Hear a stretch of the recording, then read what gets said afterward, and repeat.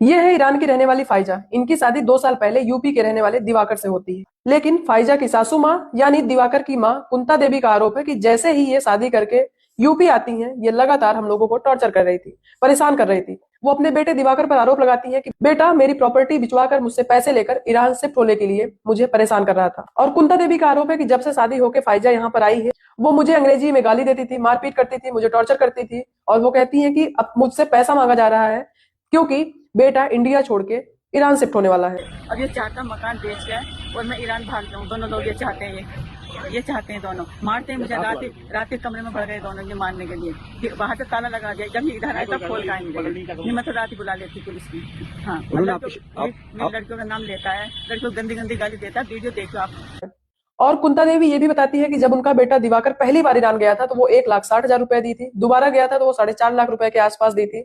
और अब उनके पास कुछ थोड़ा बहुत पैसे हैं जो अपने बुढ़ापे के लिए बचा के रखी हैं। जब पहले गया था ईरान में 1,60,000 रुपए जब देने गया तब दिए 4.5 लाख रुपए। अब ये चाहता मकान बेच के और मैं ईरान भाग जाऊँ। दोनों लोग ये चाहते हैं दोनों। और उनके पास एक घर है जिनमें वो रहती हैं, लेकिन बेटा दिवाकर लगातार अपनी माँ को टॉर्चर कर रहा है, परेशान कर रहा है। वो घर बेचने के लिए कह रहा है क्योंकि दिवाकर अपनी पत्नी फाइजा के साथ ईरान शिफ्ट होने वाला है। लेकिन इसी पर फाइजा और दिवाकर का अपनी माँ कुंता देवी पर आरोप है कि मेरी माँ एक बुजुर्ग है, वो 70 साल की हो चुकी है। मेरी माँ मेरे रिश्तेदारों के बहकावे में आ गई है, रिश्तेदार यानी बहन और बहनोई के कहने में आ गई है, जिससे वो लगातार मेरी पत्नी को टॉर्चर कर रही है। जब उनसे पूछा गया कि वो आपकी पत्नी को क्यों टॉर्चर करेंगी, तो वो कहती है कि मेरे रिश्तेदारों को और मेरी माँ को फाइजा पसंद नहीं है क्योंकि वो बाहरी देश की है। अब माता जी सर ऐसा है, माता जी हमारी बुजुर्ग हैं, रिश्तेदारों के कहने में उन्होंने जो भी करा वो करा क्योंकि 70 साल उम्र है उनकी और मेरी माँ से मेरा बहुत प्रेम है और हमेशा रहेगा।